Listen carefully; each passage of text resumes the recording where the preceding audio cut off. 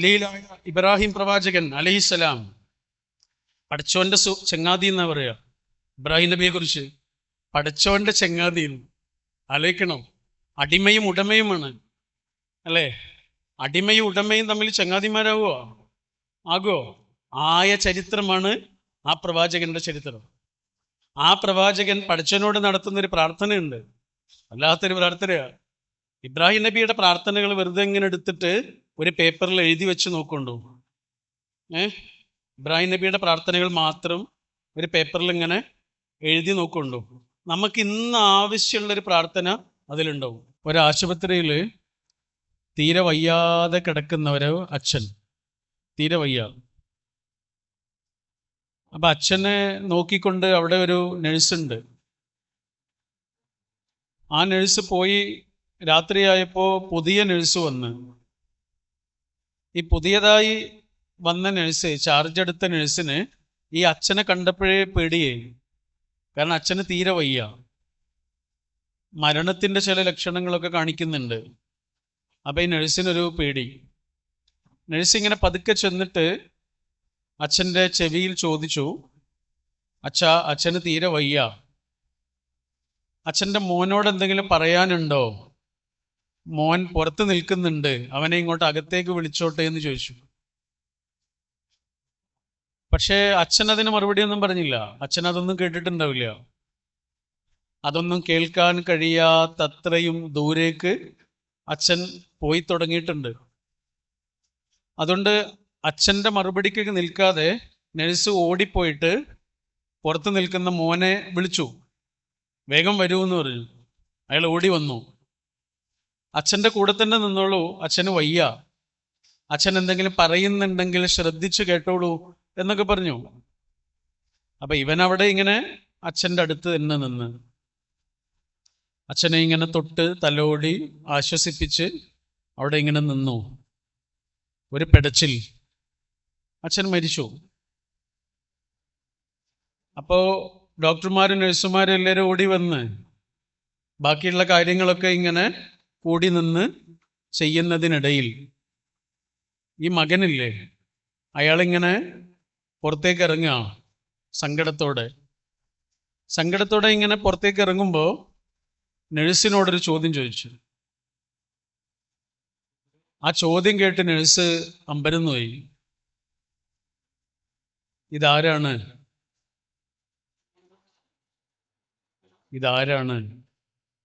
അപ്പൊ ഇങ്ങടെ അച്ഛനല്ലേ ഇത്? അല്ല, എൻ്റെ അച്ഛനല്ല, എൻ്റെ അച്ഛൻ അപ്പുറത്തെ റൂമിലാ. അപ്പൊ ഞാൻ വിളിച്ചപ്പോൾ നിങ്ങൾ എന്തിനാണ് ഓടി വന്നത് എന്ന് ചോദിച്ചു. ഞാൻ വിളിച്ചപ്പോ നിങ്ങൾ എന്തിനാണ് ഓടി വന്നത്? അപ്പൊ അയാൾ പറഞ്ഞു, എന്നെ കൊണ്ട് എന്തോ ഒരു ആവശ്യമുണ്ടെന്ന് തോന്നി, അതുകൊണ്ട് ഓടി വന്നതാണ്. നഴ്സ് ഇങ്ങനെ കൈകൂപ്പി, മരിച്ചാലും മറക്കൂല എന്ന് പറഞ്ഞു. അതാ നമ്മളെക്കാൾ ദുർബലരായ മനുഷ്യർക്ക് എന്തോ ചില ആവശ്യങ്ങളുണ്ട് എന്നറിഞ്ഞ് ഓടിക്കൂടിയ മനുഷ്യർക്ക് വിളിക്കുന്ന പേരാണ് അൽ-ഇഹ്സാ എന്ന് പറയുന്നത്. അതാണ് നമ്മളെക്കാൾ ദുർബലരായ മനുഷ്യർക്ക് സഹായം ചെയ്യാനല്ല, അവരുടെ കൂടെ നിൽക്കാൻ. സഹായം എന്നുള്ള വാക്ക് കുറച്ച് പ്രശ്നമുള്ള വാക്കാണ്. അതിലൊരാൾ കുറച്ച് കൊടുക്കുന്ന ഒരാളും ഒരാൾ വാങ്ങുന്ന ഒരാളും ഒക്കെ ആയിട്ട് മാറുന്നുണ്ട്. ഞാനൊരിക്കൽ പുറത്ത് വെച്ചിട്ട് ഞങ്ങളിങ്ങനെ ഒരു സ്ഥലത്തേക്ക് പോവാ. അപ്പം നമ്മുടെ കൂടെ കണ്ണ് കാണാത്ത ഒരു സുഹൃത്തുണ്ട്, നന്നായി പാട്ടൊക്കെ പാടുവാണ്. അപ്പം അവൻ നമ്മുടെ കൂടെ ഉണ്ട്. ഞങ്ങളിങ്ങനെ ഒരുമിച്ച് പോകുമ്പോൾ ഞാനവൻ്റെ കൈ പിടിച്ചു. കണ്ണ് കാണാത്ത ഒരാളുടെ കൈ പിടിക്കണം എന്നാണല്ലോ, അല്ലേ? പക്ഷെ അവൻ എന്നോട് പറഞ്ഞു, എൻ്റെ കൈ പിടിക്കണ്ട എന്ന് പറഞ്ഞു. എന്നോട് ചോദിച്ചു, നിങ്ങളുടെ ഒരു സുഹൃത്ത് ഇപ്പം നിങ്ങളുടെ കൂടെ ഉണ്ടെങ്കിൽ നിങ്ങൾ കൈ പിടിക്കുകയാണോ ചെയ്യുക, തോളിൽ പിടിക്കുകയാണോ ചെയ്യുക എന്ന് ചോദിച്ചു. ഞാൻ പറഞ്ഞു, തോളിൽ പിടിക്കും, എന്ന് എന്നെ തോളിൽ പിടിച്ചാൽ മതി എന്ന് പറയും. കൈ പിടിക്കുക എന്ന് പറയുമ്പോൾ അവിടെ ഒരു സഹായമാണ്. തോളിൽ പിടിക്കുക എന്ന് പറയുമ്പോൾ അവിടെ ഒരു സൗഹൃദമാണ്. അതാണ് വ്യത്യാസം. തോളിൽ പിടിക്കുക എന്ന് പറയുമ്പോൾ അവിടെ അർത്ഥം മാറി. ഇവിടെ കണ്ണ് കാണാത്ത കുറേ സുഹൃത്തുക്കൾ ഇരിക്കുന്നുണ്ട്. അവരെ കണ്ടപ്പോൾ എനിക്ക് ഓർമ്മ വന്ന ഒരു കഥ ഉണ്ട്. എനിക്ക് ഭയങ്കരമായിട്ട് ടച്ച് ചെയ്തൊരു കഥയാണ്, ഭയങ്കര ഇഷ്ടപ്പെട്ടൊരു കഥയാണ്. പറയട്ടെ? നിങ്ങൾ കേൾക്കണ്ടല്ലോ അല്ലേ? നിങ്ങൾ കേൾക്കുന്നുണ്ടെന്ന് എനിക്ക് തോന്നുന്നില്ല, അതുകൊണ്ടാണ് ഞാൻ ചോദിക്കണത് കേട്ടോ.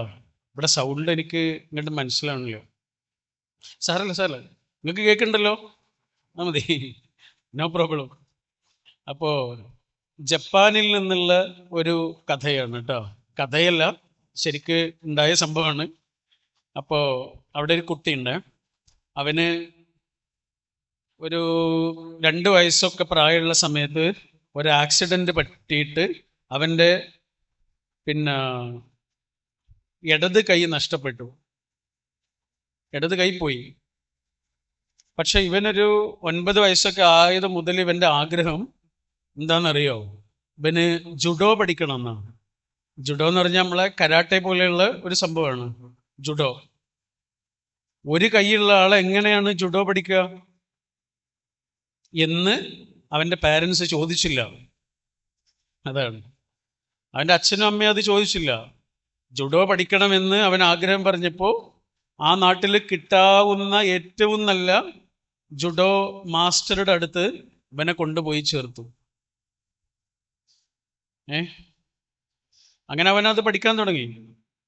അതിൻ്റെ ബേസിക് ആയതൊക്കെ എല്ലാവർക്കും പഠിപ്പിച്ചു കൊടുത്ത്, പിന്നെ ബേസിക് ആയിട്ടുള്ളത് കഴിഞ്ഞാൽ പിന്നെ അതിൻ്റെ അടവുകൾ പഠിപ്പിക്കണം.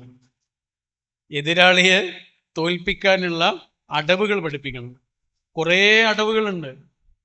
എല്ലാ കുട്ടികൾക്കും കുറേ അടവുകൾ മാഷ് പഠിപ്പിച്ചു കൊടുക്കും. പക്ഷെ ഇവനില്ലേ, ഒരേ ഒരു അടവ് മാത്രമേ പറഞ്ഞു കൊടുത്തുള്ളൂ. ഒന്ന് മാത്രം, പിന്നെയും പിന്നെയും പിന്നെ അതന്നെ പഠിപ്പിച്ചു കൊടുക്കുക. അപ്പൊ ഇവനൊരു വിഷമായി, ചെറിയ കുട്ടിയല്ലേ.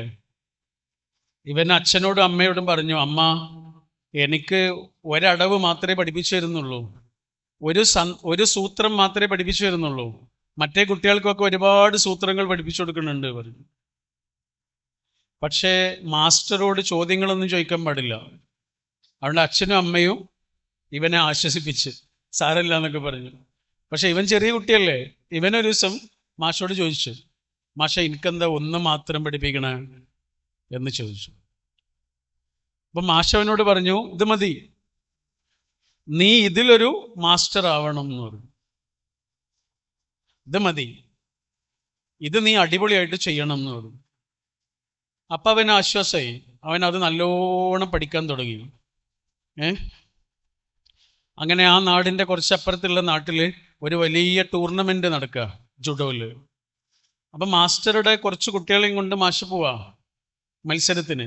അതിൽ ഇവനും ഉണ്ട്. ചെറിയ കുട്ടിയാ, ഒരു 11 വയസ്സ് ഒക്കെ ഉള്ളൊരു കുട്ടിയാ. അപ്പോൾ ഇവന്റെ മത്സരം തുടങ്ങി. 1ാമത്തെ റൗണ്ട്, 2ാമത്തെ റൗണ്ട്, 3ാമത്തെ റൗണ്ട്. ഈ 1ാമത്തെ റൗണ്ടും 2ാമത്തെ റൗണ്ടും ഇവന് ഈസി ആയിരുന്നു. പക്ഷെ 3ാമത്തെ റൗണ്ട് നല്ല കഷ്ടപ്പാടായിരുന്നു. അവന് കിട്ടിയ എതിരാളി നല്ല ഉഗ്രനായ ഒരു എതിരാളിയാണ്. അതുകൊണ്ട് അവന് ഈസി അല്ല. അവന് പേടിക്കാൻ തുടങ്ങി. അവൻ ഭയങ്കരമായിട്ട് പേടിച്ചു. അപ്പൊ എതിരാളി ഇവനെ ചില സമയത്ത് കീഴടക്കി, അവൻ തോറ്റു എന്ന് തന്നെ വിചാരിച്ചു. പക്ഷെ ഒരു സമയത്ത് എതിരാളിയുടെ ശ്രദ്ധ ഒന്ന് മാറി. ആ സമയത്ത് ഇവന്റെ അടവില്ലേ, ഇവൻ പഠിച്ച അടവില്ലേ, ഇവൻ അത് പ്രയോഗിച്ചു. എതിരാളി തോറ്റു. അനങ്ങാൻ കഴിയില്ല. അങ്ങനെ ഒരു ലോക്കാണത്. ആ അടവ് എടുത്തു കഴിഞ്ഞാൽ എതിരാളിക്ക് അനങ്ങാൻ കഴിയില്ല. ഇവൻ ജയിച്ച്. ഒറ്റ കൈയുള്ള കുട്ടിയല്ലേ. ആ സ്റ്റേഡിയത്തിലുള്ള മുഴുവൻ ആളുകളും അത്രയും നേരം കൈയടിച്ചതിനേക്കാൾ ഉച്ചത്തിൽ ഈ കുട്ടിക്ക് വേണ്ടി കൈയടിച്ചു. അങ്ങനെ അവൻ ജയിച്ച്.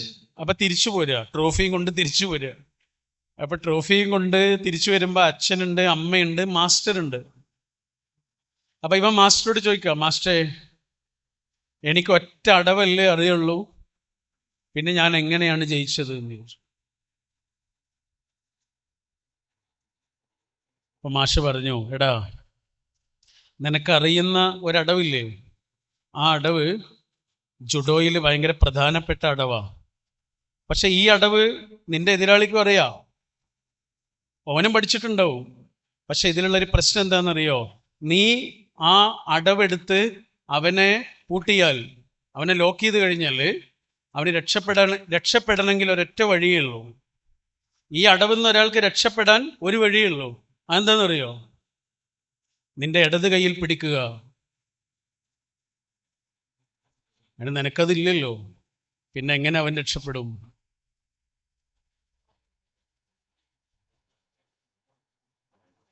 അവൻ ജീവിതത്തിൽ ആദ്യമായി ആ ഇടത് കൈയിൻ്റെ ഭാഗത്തേക്ക് ഇങ്ങനെ നോക്കി ദൈവത്തോട് നന്ദി പറഞ്ഞു. ഇത്രയും കാലം അവൻ വിചാരിച്ചത് ദൈവം എനിക്ക് വളരെ പ്രധാനപ്പെട്ട ഒന്ന് നഷ്ടപ്പെടുത്തിയല്ലോ എന്നുള്ള സങ്കടമായിരുന്നു. പക്ഷെ എന്നവന് മനസ്സിലായി അത് നഷ്ടമായിരുന്നില്ല, എന്നെ എവിടെ നിന്നൊക്കെയോ രക്ഷപ്പെടുത്തുകയായിരുന്നു. നഷ്ടങ്ങൾ എന്ന് നമ്മൾ വിളിക്കുന്ന പലതും കാരുണ്യവാനായ ഒരാളുടെ പദ്ധതിയായിരുന്നു. നഷ്ടങ്ങൾ എന്ന് നമ്മൾ വിളിക്കുന്ന പലതും അവൻ്റെ പദ്ധതികളായിരുന്നു. നമ്മളെ എവിടെ നിന്നൊക്കെയോ രക്ഷപ്പെടുത്താനുള്ള അവൻ്റെ പദ്ധതികൾ.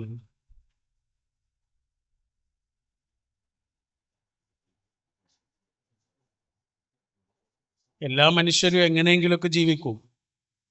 ആയുസ് കിട്ടിയ എല്ലാ മനുഷ്യരും എങ്ങനെയെങ്കിലുമൊക്കെ ജീവിക്കും. പക്ഷെ ചില മനുഷ്യര് അർത്ഥപൂർണമായി ജീവിക്കും. അതാണ്. കോഴിക്കോട് ഒരു രാഷ്ട്രീയക്കാരനുണ്ടായിരുന്നു. അദ്ദേഹം കോഴിക്കോട്ടെ ടൗണിൽ രാഷ്ട്രീയ പ്രവർത്തനം നടത്തുന്ന കാലത്ത് പാളയത്താണ് എപ്പോഴും ചായ കുടിക്കാൻ പോവുക. അങ്ങനെ പാളയത്ത് ചായ കുടിക്കാൻ പോകുമ്പോഴൊക്കെ അവിടെ ഒരു സ്വീപ്പറെ കാണും. അവിടെ ഇങ്ങനെ റോഡൊക്കെ വൃത്തിയാക്കുന്ന ഒരാളെ കാണും. അപ്പം ഇയാളെ കാണുമ്പോൾ ഈ രാഷ്ട്രീയക്കാരനൊരു സങ്കടമാണ്, ഒരു വിഷമം. അപ്പോൾ അവൻ അടുത്തേക്ക് വിളിക്കും, എന്നിട്ട് കൈ കൊടുക്കും. അപ്പം ഇയാൾ കൈ കൊടുക്കാനൊക്കെ ആദ്യം മടിക്കും, കാരണം ചെളിയൊക്കെ ഉണ്ടാവുമല്ലോ. പക്ഷെ ഈ രാഷ്ട്രീയക്കാരൻ കൈ കൊടുക്കും, എന്നിട്ട് ഒരുമിച്ചിരുന്ന് ചായ കുടിക്കും കാണുമ്പോഴൊക്കെ. അങ്ങനെ അവർ തമ്മിലൊരു സൗഹൃദമായി. നാരായണൻകുട്ടി എന്നാണ് അയാളുടെ പേര്, നാരായണൻകുട്ടി. ഒരു ദിവസം നാരായണൻകുട്ടിയുടെ വീട്ടിലേക്ക് ഒരു പോലീസ് വണ്ടി വന്നു. ജീപ്പിൽ നിറയെ പോലീസ്. നാരായണൻകുട്ടിക്ക് പേടിയായി. പോലീസ് വന്നിട്ട് എന്താ ചെയ്യുന്നത് അറിയോ? ഒരു സാധനം കൊടുത്ത് നോക്കുമ്പോൾ ട്രെയിനിൻ്റെ ടിക്കറ്റാ. എന്നിട്ട് പറഞ്ഞു, നിങ്ങളോട് തിരുവനന്തപുരത്തേക്ക് ചെല്ലാൻ പറഞ്ഞിട്ടുണ്ട് എന്ന് പറഞ്ഞു. നാരായണൻകുട്ടിക്ക് മനസ്സിലായില്ല. തിരുവനന്തപുരത്ത് പോയി റെയിൽവേ സ്റ്റേഷനിൽ വണ്ടി ഇറങ്ങിയപ്പോൾ അവിടെ ആൾക്കാരുണ്ടായിരുന്നു, വേറെ പോലീസ്. നാരായണൻകുട്ടിയെ കൊണ്ട് പോണ എങ്ങോട്ടറിയാ? വിദ്യാഭ്യാസ മന്ത്രിയുടെ വീട്ടിലേക്ക്. ആ രാഷ്ട്രീയക്കാരൻ ഇപ്പോൾ വിദ്യാഭ്യാസ മന്ത്രിയാണ്. തൂപ്പ് ജോലി ചെയ്തത് എങ്ങനെയാണോ അത്രയും ആത്മാർത്ഥമായി വിദ്യാഭ്യാസ മന്ത്രിയുടെ സ്റ്റാഫായും പ്രവർത്തിച്ചു. കുറച്ചുകൂടെ കാലം കഴിഞ്ഞ് അയാൾ വിദ്യാഭ്യാസ മന്ത്രി MP ആയി, പിന്നെ ഉപമുഖ്യമന്ത്രിയായി, പിന്നെ കേരളത്തിൻ്റെ മുഖ്യമന്ത്രിയായി. കുറേ കാലം കഴിഞ്ഞ് അയാൾ മരിച്ചു. ചെറിയ പ്രായത്തിലാണ് മരിച്ചത്. 60 വയസ്സ് പോലും ആയിട്ടില്ലായിരുന്നു. അപ്പോഴും നാരായണൻകുട്ടിയുടെ മനസ്സിൽ അയാളുണ്ട്, പോയിട്ടില്ല. നാരായണൻകുട്ടിയുടെ കല്യാണം കഴിഞ്ഞൊരു കുട്ടിയായി. ആ കുട്ടിക്ക് ചോറൂണിന് ഗുരുവായൂരിലേക്ക് പോവാം. ചോറൂണും പേരിടലും, ഇതിന് രണ്ടിനും വേണ്ടിയിട്ട് ഗുരുവായൂരിലേക്ക് പോവാം. അങ്ങനെ ഗുരുവായൂരിലേക്ക് പോകുമ്പോൾ കോഴിക്കോട് അങ്ങാടിയിൽ വണ്ടി എത്തിയേ. ആ സമയത്ത് നാരായണൻകുട്ടി പറയാ, അമ്മ നമുക്ക് ചോറൂണ് ഗുരുവായൂരിൽ വെച്ചാക്കാം, പക്ഷെ പേരിടുന്നത് ഇവിടെ വെച്ച് മതി. എവിടെ വെച്ച്? നടക്കാവിലെ പള്ളിപ്പറമ്പിൽ വെച്ച്. നടക്കാവിലെ പള്ളിപ്പറമ്പിൽ നാരായണൻകുട്ടിക്ക് ജീവിതം കൊടുത്ത ആ വലിയ മനുഷ്യന്റെ ഖബറിനരികിൽ നിന്ന് നാരായണൻകുട്ടി കുഞ്ഞിന്റെ ചെവിയിൽ പേര് വിളിച്ചു. ലാൽ. ലാൽ എന്നാണ് പേര് വിളിച്ചത്. ആ കിടക്കുന്ന ആളുടെ പേരെന്താണെന്നറിയോ? 56 വയസ്സായപ്പോഴേക്ക് ഒരു ഇതിഹാസ ജീവിതം പൂർത്തിയാക്കിയ CH മുഹമ്മദ് കോയ എന്നാണ് ആ മനുഷ്യന്റെ പേര്. ഇതെന്താണെന്നറിയോ? ശ്രദ്ധിച്ചു. അതാണ് ഈ രാഷ്ട്രീയക്കാരന് വേണമെങ്കിൽ ശ്രദ്ധിക്കാതിരിക്കായിരുന്നു, അല്ലേ? ഒന്ന് നോക്കിയിട്ട് അവഗണിക്കാമായിരുന്നു. പക്ഷെ അവഗണിച്ചില്ല, പരിഗണിച്ചു. ഒരു മനുഷ്യന്റെ ജീവിതം മാറ്റിമറിച്ചു. അതാണ്. ഒരാൾക്ക് എങ്ങനെ വേണമെങ്കിലും ജീവിക്കാം. എത്ര കാലം ജീവിക്കുന്നു എന്നുള്ളതൊന്നൊരു പ്രധാനപ്പെട്ട കാര്യമേ അല്ല, എങ്ങനെ ജീവിക്കുന്നു എന്നുള്ളതാണ് പ്രധാനപ്പെട്ട കാര്യം. ഇതേ കോഴിക്കോട്ട് തന്നെ വേറൊരാളുണ്ടായിരുന്നു, 46-ാമത്തെ വയസ്സിൽ മരിച്ചുപോയ ആളാ. എത്ര ചെറിയ പ്രായമായിരിക്കും. ആകെ 46 കൊല്ലാണ് ജീവിച്ചേ. അതിൽ 9 കൊല്ലം ജയിലിലുമാണ്. ഒരു 10-20 വയസ്സ് വരെ പഠിച്ചിട്ടുണ്ട്. അപ്പൊ എത്ര കാലമാണ് ആകെ പ്രവർത്തിച്ചത്? ആലോചിച്ച് നോക്ക്. അദ്ദേഹം കോൺഗ്രസിന്റെ പ്രസിഡന്റ് ആയിരുന്നു കേരളത്തില്, KPCCയുടെ. അങ്ങനെ കർണാടകയിൽ ഒരു സമ്മേളനത്തിൽ പങ്കെടുക്കാൻ പോയി. കോൺഗ്രസിന്റെ സമ്മേളനമാണ്. നെഹ്റു ഒക്കെ ഉണ്ട് സ്റ്റേജിൽ. ആ സമയത്ത് ഇയാൾക്ക് പ്രസംഗിക്കാനുള്ള ഒരു അവസരം കിട്ടി. 5 മിനിറ്റാ, 5 മിനിറ്റ്. ആ 5 മിനിറ്റ് സംസാരിച്ചത് എന്തിനെ കുറിച്ച് അറിയോ? പിന്നെ മലബാർ സമരം കാരണവും വസൂരി കാരണവും കുറേ വാപ്പന്മാർ മരിച്ചു പോയിട്ടുണ്ട്, കുറേ അച്ഛന്മാർ മരിച്ചു പോയിട്ടുണ്ട്. അവരുടെ കുഞ്ഞുങ്ങളെയും വിധവകളെയും സംരക്ഷിക്കാൻ ഞങ്ങൾക്കൊരു കേന്ദ്രമില്ല. ഇതാണ് പ്രസംഗിക്കുന്നത്. പ്രസംഗം കഴിഞ്ഞ് താഴത്തേക്ക് ഇറങ്ങിയപ്പോഴേ പഞ്ചാബിലുള്ള കുറേ ആളുകൾ ഇദ്ദേഹത്തിൻ്റെ അടുത്ത് വന്നിട്ട് പറഞ്ഞു, നിങ്ങൾക്ക് എത്ര പൈസയാണ് വേണ്ടത്? നാട്ടിലൊരു സ്ഥാപനം തുടങ്ങണം എന്ന് പറഞ്ഞു. നിങ്ങൾ കേട്ടിട്ടുണ്ടോ അത്? കോൺഗ്രസിന്റെ സമ്മേളനത്തിൽ പങ്കെടുക്കാൻ പോയ ആള് കോഴിക്കോട് വന്ന് കരിവണ്ടി ഇറങ്ങിയപ്പോ ആ സ്ഥാപനം ഉണ്ടാക്കാനുള്ള പൈസ ഉണ്ടായിരുന്നു കീശയിൽ. ആ സ്ഥാപനത്തിന് ഇന്ന് നമ്മൾ വിളിക്കുന്ന പേരാണ് JDT എന്ന് പറയുന്നത്. ആ മനുഷ്യന്റെ പേര് മുഹമ്മദ് അബ്ദുറഹ്മാൻ സാഹിബ് എന്നാണ്. ഇതൊക്കെ എന്താണെന്നറിയോ? എത്ര കാലം ജീവിച്ചു എന്നുള്ളതൊരു വിഷയമല്ല. സത്യത്തില് അതൊരു വിഷയമല്ല. ഒരാൾ എങ്ങനെ ജീവിച്ചു എന്നുള്ളതാ. വരാനിരിക്കുന്ന മനുഷ്യരുടെ മനസ്സിൽ അയാൾ ബാക്കിയാകുന്നുണ്ടോ എന്നതാണ്. അതാണ് കാര്യം. ഹബീബായ ഖലീലായ ഇബ്രാഹിം പ്രവാചകൻ അലൈഹിസ്സലാം പടച്ചോന്റെ ചങ്ങാതി എന്നാ പറയാ ഇബ്രാഹിം നബിയെ കുറിച്ച്. പടച്ചോന്റെ ചങ്ങാതി. ആലോചിക്കണം, അടിമയും ഉടമയുമാണ്, അല്ലേ? അടിമയും ഉടമയും തമ്മിൽ ചങ്ങാതിമാരാകുമോ? ആകുമോ? ആയ ചരിത്രമാണ് ആ പ്രവാചകന്റെ ചരിത്രം. ആ പ്രവാചകൻ പടച്ചവനോട് നടത്തുന്നൊരു പ്രാർത്ഥനയുണ്ട്, വല്ലാത്തൊരു പ്രാർത്ഥനയാണ്. ഇബ്രാഹിം നബിയുടെ പ്രാർത്ഥനകൾ വെറുതെ ഇങ്ങനെ എടുത്തിട്ട് ഒരു പേപ്പറിൽ എഴുതി വെച്ച് നോക്കൊണ്ടു. ഇബ്രാഹിം നബിയുടെ പ്രാർത്ഥനകൾ മാത്രം ഒരു പേപ്പറിൽ ഇങ്ങനെ എഴുതി നോക്കൊണ്ടു. നമുക്ക് ഇന്ന് ആവശ്യമുള്ളൊരു പ്രാർത്ഥന അതിലുണ്ടാവും. അങ്ങനത്തെ ഒരു മാജിക് ഉണ്ട് അതിൽ. അതിലൊരു പ്രാർത്ഥന എന്താണെന്നറിയോ? പടച്ചോനെ, വരാനിരിക്കുന്ന മനുഷ്യർ എന്നെക്കുറിച്ച് നല്ലത് പറയണേ. ആലോചിച്ച് നോക്ക്. കൂടെയുള്ള ആൾക്കാർ നല്ലത് പറയണമെന്നല്ല, അതിന് നമ്മൾ എന്തെങ്കിലുമൊക്കെ ചെയ്താൽ മതി, ചില സൂത്രങ്ങളൊക്കെ മതി. പക്ഷേ വരാനിരിക്കുന്ന തലമുറകളുടെ നെഞ്ചിൽ നമ്മൾ ഉണ്ടാകണമെങ്കിൽ ചെറിയ കാര്യമല്ല. അതാണ് കർമ്മങ്ങൾ എന്ന് പറയുന്നത്. ശരിക്കും പറഞ്ഞു അതിങ്ങനെ ബാക്കിയായിട്ട് കിടക്കും. അപ്പൊ ഈ അൽ ഇഹ്സാന്റെ പിന്നിലുള്ള സുഹൃത്തുക്കൾ, പ്രവാസികളും നാട്ടുകാരുമായിട്ടുള്ള ആ സുഹൃത്തുക്കളൊക്കെ മരിച്ചു പോകും. പക്ഷെ അവർ ചെയ്ത ഈ കർമ്മം ഇവിടെ ബാക്കിയാവും. ഒരു മരം മുറിച്ചാൽ അതിൻ്റെ കുറ്റി ഇങ്ങനെ ബാക്കി ഉണ്ടാവില്ലേ? കുറച്ചു കാലം കഴിഞ്ഞാൽ അതിൻ്റെ ആ പുറത്തുള്ള തൊലി പോവും. കുറച്ചുകൂടെ കാലം കഴിഞ്ഞാൽ പിന്നുള്ള ആ വെള്ള ഭാഗവും ഇങ്ങനെ ചീഞ്ഞു പോകും. പക്ഷെ കൊല്ലങ്ങൾ കഴിഞ്ഞാലും ചിലപ്പോൾ നൂറ്റാണ്ടുകൾ കഴിഞ്ഞാലും ആ കറുത്ത ഭാഗം അവിടെ തന്നെ ഉണ്ടാവും, അല്ലേ? നമ്മൾ കാതൽ എന്നാ പറയാ. കാതലായ ഭാഗം, കോർ എന്ന് പറയുന്നത്. ദിസ് ഈസ് അമലുകൾ. നമ്മൾ പോവും, നമ്മൾ ചെയ്തത് ഇവിടെ ബാക്കിയാവും, അല്ലേ? അങ്ങനെയൊരു മീനിങ് ഫുൾ എക്സിസ്റ്റൻസ് എന്ന് ഇംഗ്ലീഷ് പറയും. എന്ന് പറഞ്ഞാൽ അർത്ഥമുള്ള ജീവിതം. അങ്ങനെ ഒരു ജീവിതം നയിക്കാൻ കാരണമാവുക എന്നുള്ളത് ഒരു ചെറിയ കാര്യമല്ല. അങ്ങനെ ജീവിതത്തിനൊരു ലക്ഷ്യം ഒരാൾക്കില്ലേ, അയാൾ ചെതറിപ്പോവും. അതാ